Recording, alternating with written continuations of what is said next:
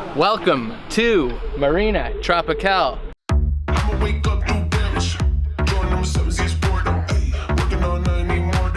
The Luperon Boatyard. We're bums on a boat. If you're new to this channel, subscribe. We post one video every week documenting our sailing adventures. In this video, we're gonna cover all the projects we were able to complete in a 1-year time frame. We're also gonna tell you what you need to know. And we're gonna share those low Luperon prices, which is why we decided to come here in the first place.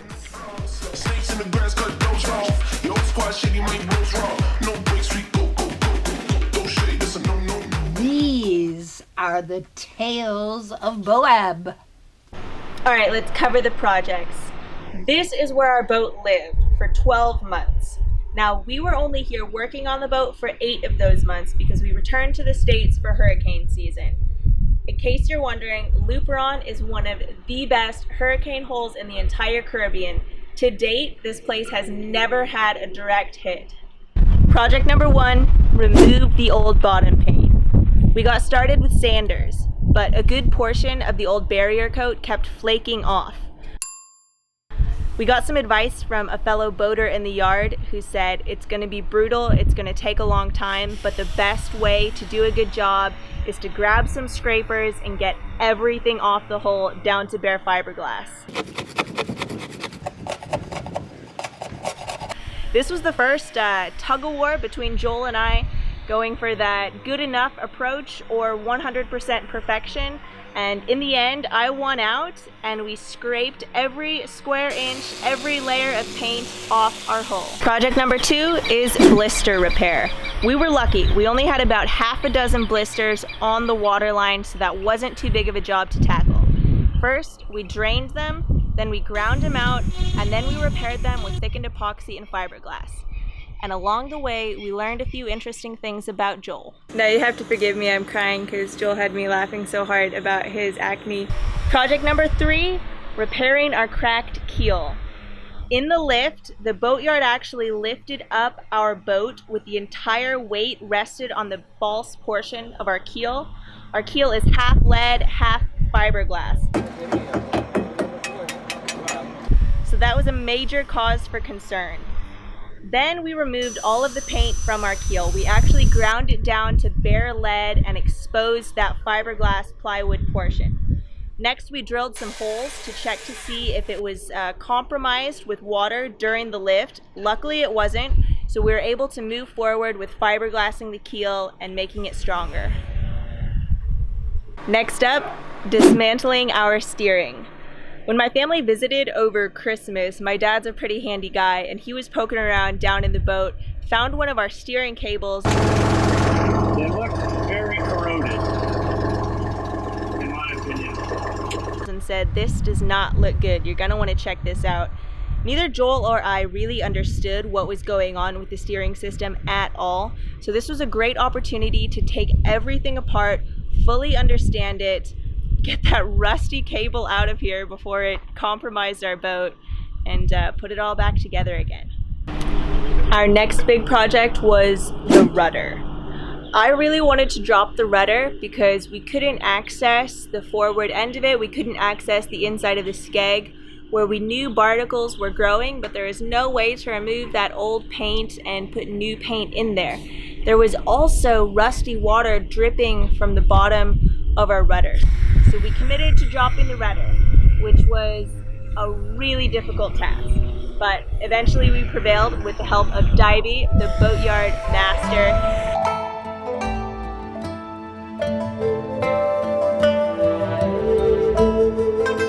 He came in and we got it all done in an afternoon with his help.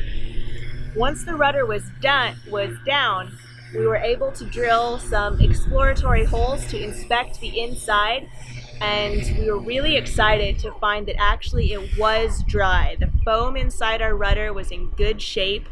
The only problem was a hole on the front where it had been rubbing on some barnacles and actually chewed through the fiberglass.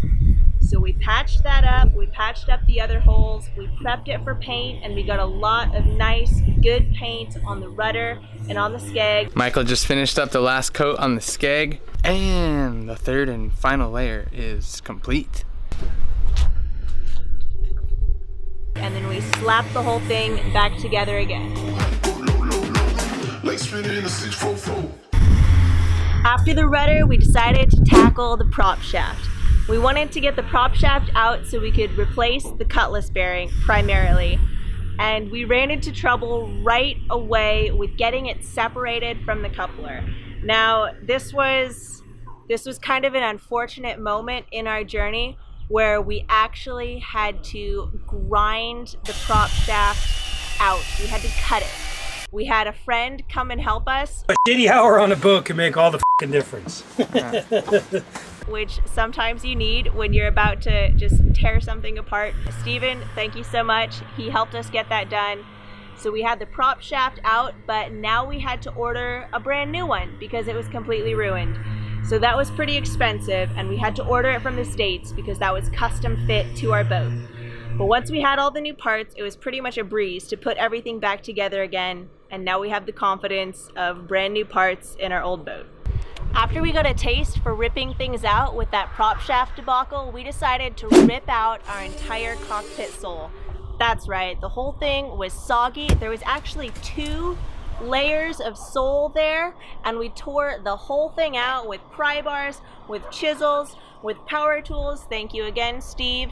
That was an incredibly difficult task, but we managed to get the whole thing out, and we rebuilt it from scratch with materials that we bought here in Luperon. The final, most important job was painting our boat. This was the only thing we had in mind when we hauled out. Initially, we thought we could just slap some anti-fouling on in 2 weeks, get out of here, and keep sailing. Lo and behold, 1 year later, here we are with new barrier coat, lots of layers of new anti-fouling, and oh yeah, we checked the through holes, and then we just put it in the water.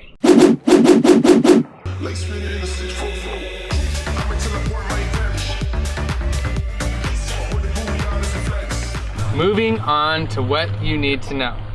This is useful information that we have to offer if you ever find yourself in a boatyard.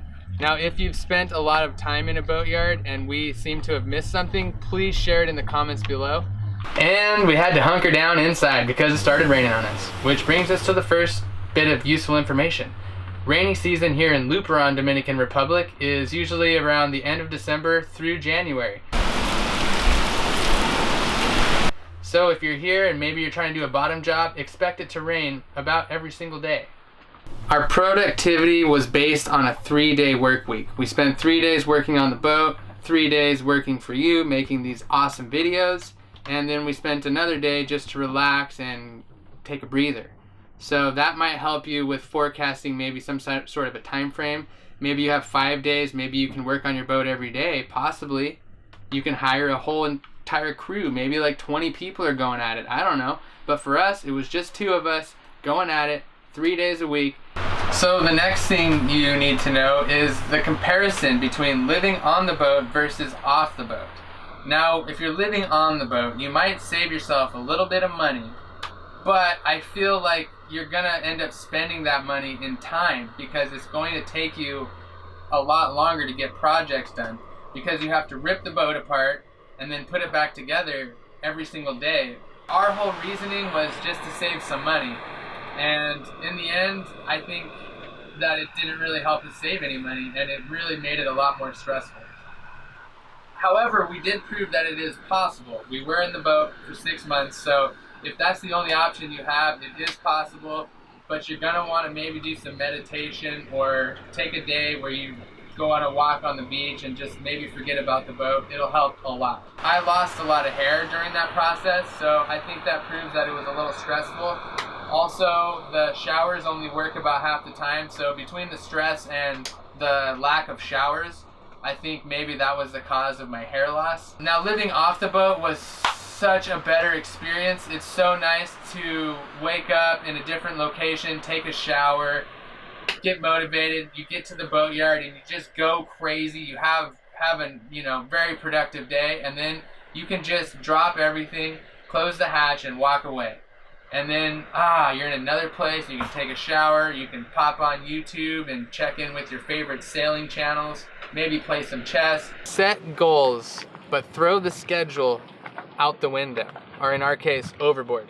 Because the schedule just stresses you out, and it doesn't really help you at all. It might make you even make some errors and mistakes, but for the most part, it just stresses you out. Even if you're gonna hire a crew, what we've seen, especially in Luperon, is it's not going to get done exactly when you want it to get done. So if you can just relax, and you're gonna have to plan for this. So if your plans are like real tight, then you're gonna really stress out, and probably you're not gonna make those deadlines. So this is the last takeaway, and what I consider to be the most important. That would be to consider the boatyard as part of the adventure instead of something you're doing to get to the adventure. And I think what it really comes down to is appreciation. So appreciate those tough, terrible moments when things just seem horrible and it seems so far away that you're ever going to be sailing.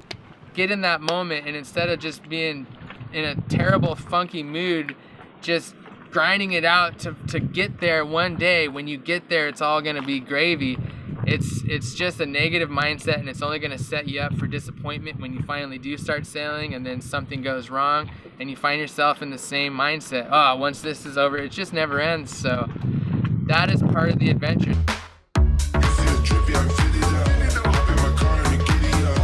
We are standing here in front of the office of Marina Tropical, and we are going to talk about those low Luperon prices. Now, the first thing you're going to pay is the haul out fee and the splash fee all in one. For us, that was $10 per foot.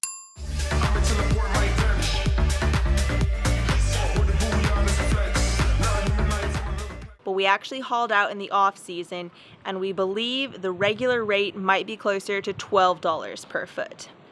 The next thing you're going to pay per month or per day, depending on how long you're here, is the yard fee. And that is 25 cents per foot per day.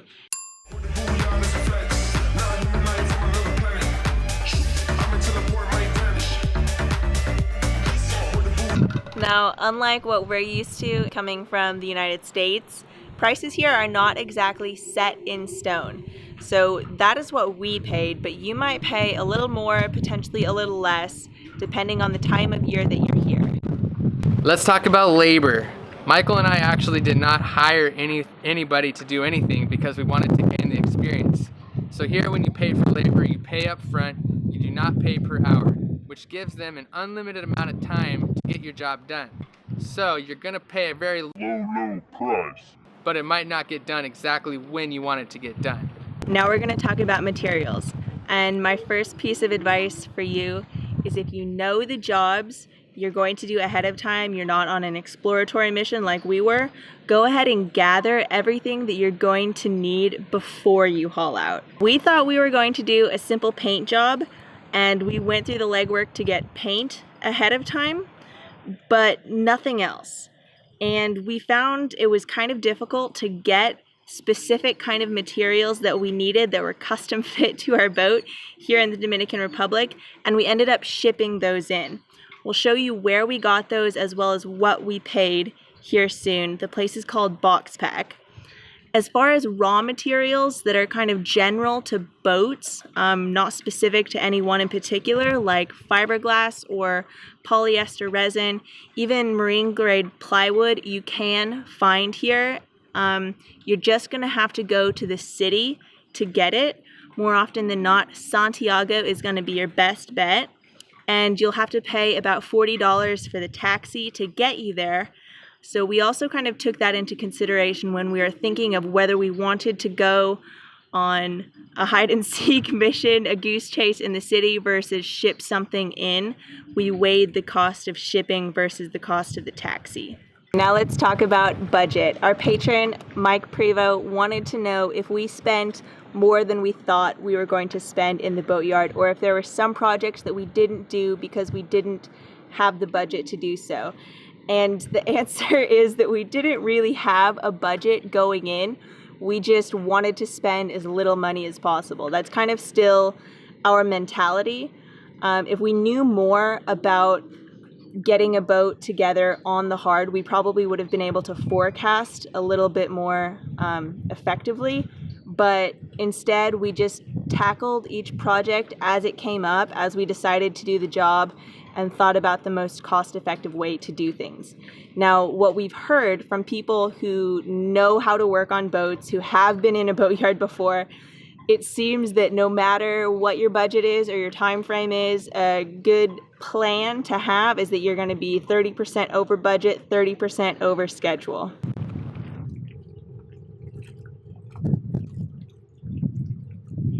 All right, guys, we got one more fee to mention, and that is harbor fees. This is the beautiful Luperon harbor that you're looking at. There's no place like it in the rest of the Caribbean. There's no place like it in the rest of the world. But this place does charge a monthly fee for keeping your boat here. And we hear that that might be unique to all other harbors in the Dominican Republic. But no matter what, you're gonna have to pay it if you ever wanna leave. So that fee is $15 for vessels 35 feet and under, and $20 per month for vessels over 35 feet. The good news about being in the boatyard is those harbor fees are waived, because of course you're no longer in the harbor. This is the box pack where everybody gets everything that they need shipped in, probably always from Amazon, at least that's how it is for us. What you need to know about them is they charge roughly $3 per pound, and that's across the board as long as it's an under $200 purchase. If it's over $200, a single item that you want to get shipped in, it's subject to an import tax, and then the price goes up exponentially. So what's next for the bums? Well, we are just about to get all new batteries. Then we're also hoping that the engine works just as well as it did before we hauled out. And then the big job, Michael. What's the big job? The big job is going to be fiberglassing our keel floor. We're going to be strengthening the floors and the stringer, everything down there that's keeping our keel nice and solidly attached to the boat. We're gonna lay a lot of glass and make it really strong. And then after that, it's time for the next major milestone, which will be our first shakedown sail since we hauled out and did a crazy DIY marathon. And guess what? Here off the north coast of the DR, it blows pretty much 20 knots a day, every day. It's crazy, so we're really gonna give things a good test. It's gonna be a good test. You're gonna wanna stay tuned, subscribe to see that crazy shakedown sail. These are the tales of Moab.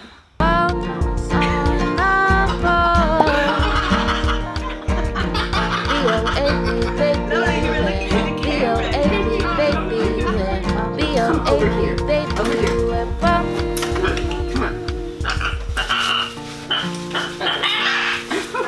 Come on, Willie. Pay attention. Focus. Moab! Lola dipped. How come you're so quiet?